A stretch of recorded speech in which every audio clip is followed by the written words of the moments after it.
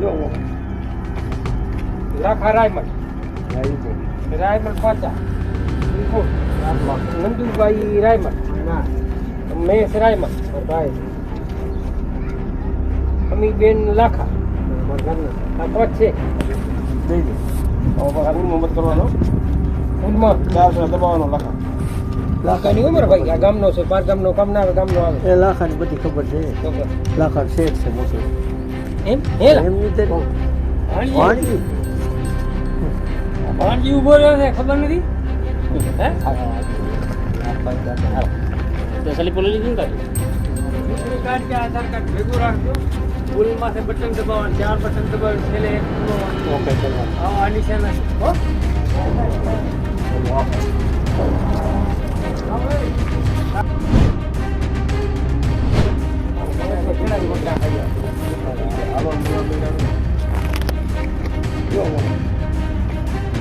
Lakha Raymal પાચા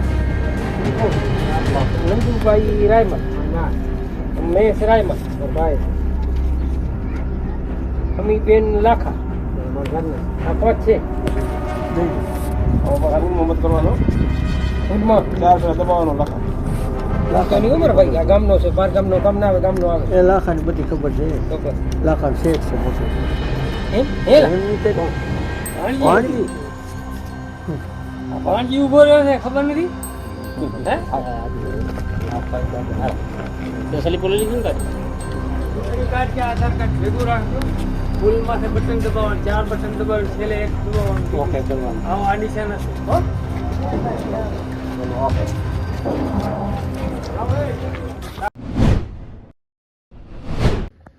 rolling મનીષભાઈ આપણનો એક video સામે આવ્યો છે જેમાં ભાજપના કાર્યકર્તા રૂપિયા વહેંચી રહ્યા છે કેવી રીતે જોવો છો આ ઘટનાને? ગુજરાતમાં સ્થાનિક સ્વરાજની ચૂંટણીઓમાં ભાજપાને જમીની હકીકતનો અહેસાસ થઈ રહ્યો છે અને કચ્છની અંદર રાપર ખાતે પ્રથમ શરૂઆતમાં અમારા ઉમેદવારોને ધાકધમકી આપીને ફોર્મ પરત ખેંચાવવાનો પ્રયત્ન કર્યો. રૂપિયાની લાલચ આપવામાં આવી પણ સફળતા ન મળતા અડગ મનોબળ ધરાવતા કોંગ્રેસજનોએ ચૂંટણીમાં મજબૂતીથી પ્રચાર કરવાનું શરૂ કર્યું. લોકોનો પણ અમને સારામાં સારો સમર્થન મળી રહ્યું, ઠેર ઠેર અમને આવકાર મળી રહ્યો અને ત્યારબાદ આ તમામ પ્રકારના હથકંડામાં નિષ્ફળ રહેલી ભાજપાએ છેલ્લા દિવસે પૈસા વેચીને મત ખરીદવાનો જે ખેલ શરૂ કર્યો એ વિડીયો સાથેના પુરાવા પણ અમે તંત્રને રજૂઆત કરી છે.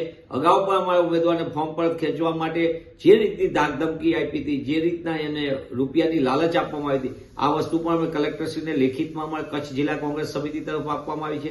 અમારા વરિષ્ઠ આગેવાનોએ પણ બધી રજૂઆત કરી છે પણ તંત્ર સત્તાધારી પક્ષના દબાણ હેઠળ કોઈ પણ પ્રકારના નક્કર પગલાં લેતી નથી. પણ તેમ છતાં મને પૂર્ણ વિશ્વાસ છે કે સ્થાનિક નાગરિકો ભાજપાના ભ્રષ્ટ શાસનથી થાકી ગયા છે અને કોંગ્રેસના કાર્યકરોની મહેનતને જોઈને અને નવા એક વિચાર સાથે જ્યારે કોંગ્રેસ બધાની વચ્ચે જઈ રહી છે ત્યારે એમને આશીર્વાદ આપશે એવો વિશ્વાસ છે.